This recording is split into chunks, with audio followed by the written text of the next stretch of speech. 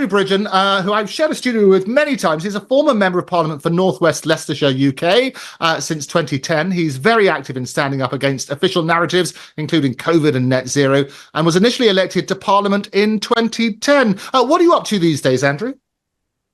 Well, I'm trying to work out what happened at the general election in North West Leicestershire. There's quite a few anomalies, Andrew, that we're working through. Inexplicable coincidences like the whole elections department in the local council resigned en masse a year ago and were replaced by a whole new team. The fact that they were left in empty offices for many, many months before the election when the rest of the council moved out.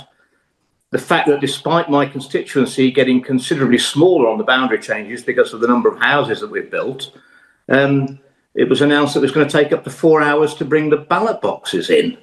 And the count wouldn't start proper till 2 a.m, 4 hours after the polls had changed, when we've always got the ballot boxes in 40 minutes before, even though the constituency were bigger.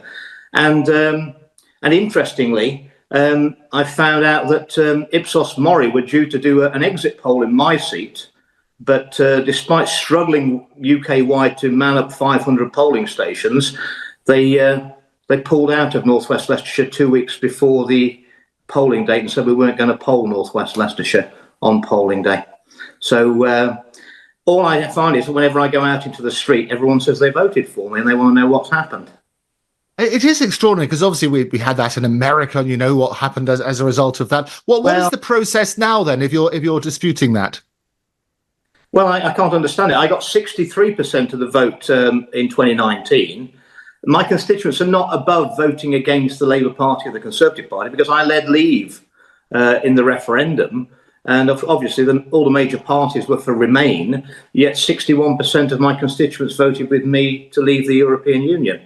The answer is we've got to get... I need to get an independent polling company to go around and knock on doors. I can't really do it myself because everybody knows who I am and they'll be biased. Oh. But clearly, it doesn't really matter what I pay. They know, the polling companies know, or the marketing companies know, that if they find the result I think they'll find, they'll come under immediate attack, and whatever I'm paying them won't be worth that to their business, will it? So there's this is a huge problem.